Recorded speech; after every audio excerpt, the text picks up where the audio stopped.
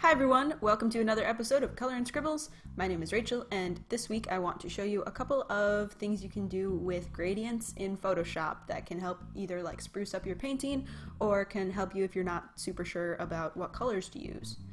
So for the first one, this is something that I have been doing recently, and I have been using it on every single painting pretty much because I think it adds extra dimension and extra just oomph to the piece. And I will show you what that is. So the first thing you're going to do is go to the right and create a new layer above whatever layer you're working on. So I'm working on this layer called Group 3, which is the third head on the right.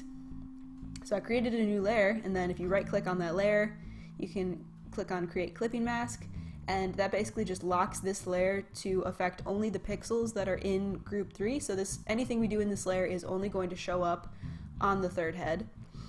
So next we're going to go over to the left side of the screen, and you want to click on what would probably be the paint bucket tool for you. It's probably going to show up as the paint bucket tool, and that is where the gradient tool is stored. So you're going to want to click on the gradient tool, and then if you look at the top of the screen, you've got your gradient tool options. You want to make sure that you are in the linear gradient mode and not any of these other like radiant or circular or whatever. You want to make sure you're in linear. So it's just going to go like basically in a line from one color to the other. And then it's going to use the foreground and the background colors. So you want to click on those. And this is already set to the colors that I'm going to be using.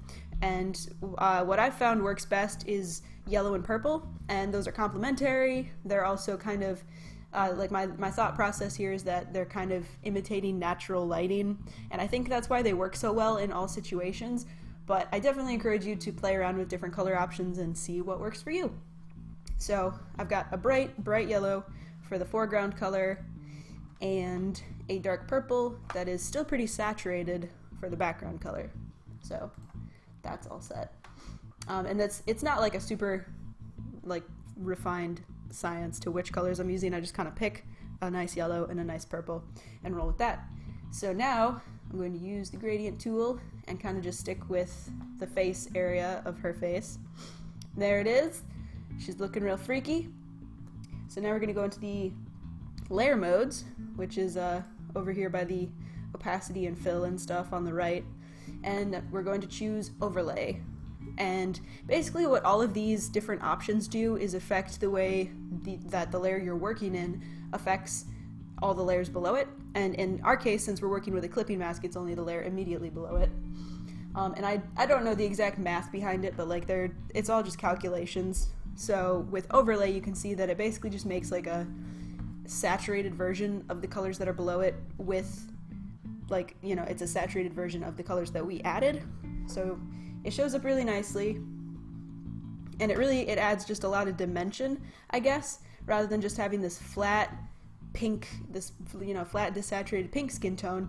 Now it's going to have a lot more diversity in the actual colors.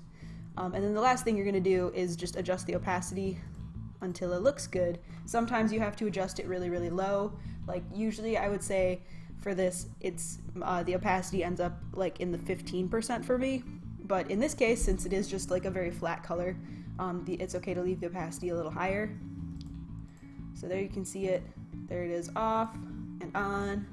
And you can see that it makes quite a difference, and it really just, it brightens it up, and it adds more dimension to the colors, and yeah, I've found that it works really well in every single painting. Like every painting that you've seen from me so far, I have done this too, and I think it adds a lot of extra depth and interest to the painting without much work. So yeah, I would recommend that you try this out, and like I said, you can play around with some different color options, maybe you'll find that I don't know, pink and green work better for you. So, give that a shot, see what works.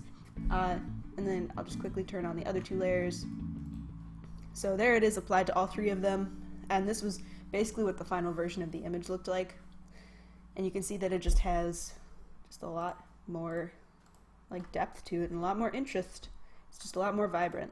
So yeah, that's the first one. And now for the second one.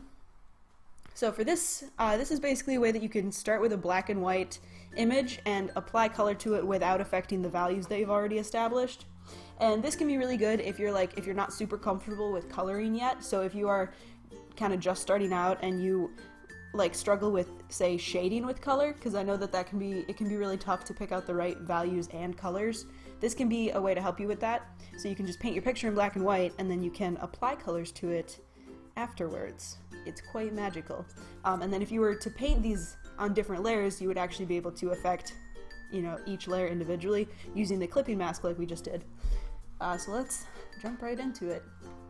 So if you go over to the left, or I'm sorry, if you go over to the right of the screen, you'll see the adjustment option layers, and we are going to click the very last one, which is a gradient map. So if we click on that, you can see that what it's basically doing is taking the colors that we had and applying them to values from darkest to lightest value. And it looks really freaky because we happen to have the yellow as our foreground color and the purple as our background color, so it's like it basically inverted it. But if you click on this bar, the yellow to purple bar, now you can come in here and start adjusting it. So I just clicked on the black and white preset just to make it a little less freaky there. But yeah, so you can, if you click on the little squares that are at the bottom of the bar there, that is what color is being represented at the darkest value. So I clicked on the one to the left. So black is representing the darkest value right now. And if we click next to where it says color, we can adjust that. So I can go to like a nice dark purple, and you can see that it applied that color to everything that had the darkest value, basically. And now we can go, if you click on this little diamond in the middle of the bar, it adds another location or another value at the midtones now. So now if we click on the color, it's going to affect the midtone values. So you can see that we can, if we make those super bright, it looks really washed out. If we make them super dark, it looks really dark and stuff. So if we click somewhere in the middle, it's gonna look kind of correct. And here's where you can start mixing the colors up in interesting ways. So we can get some pinks going in there. So now our midtones are gonna have like a pink kind of hue. And if we click on another diamond, we can start kind of working out something of a skin tone. So yeah, this is just, it's a really easy, non-destructive way to play with different colors based on the value of your image.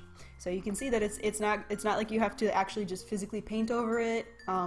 It also works better than an adjustment layer, because if you were to do this with, say, like overlay, there is some loss of the value, because overlay is applying an actual like color over top of whatever you're working with, rather than just affecting the like color of the value itself, I suppose. So it's much less destructive, and it's, I don't know, it's a lot easier to like use, I guess. I don't know. But yeah, so you know, if we had her hair on a separate layer and her skin on a separate layer, we could be working on both of those individually, and it would be even more effective.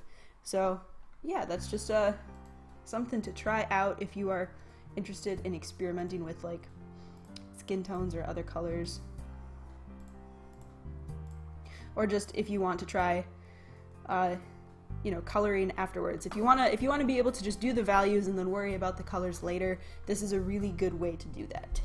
So, yeah, I think that's kind of interesting looking. So we'll leave it there. And yeah, those are my two tips and tricks for using gradients in Photoshop to really amp up your paintings.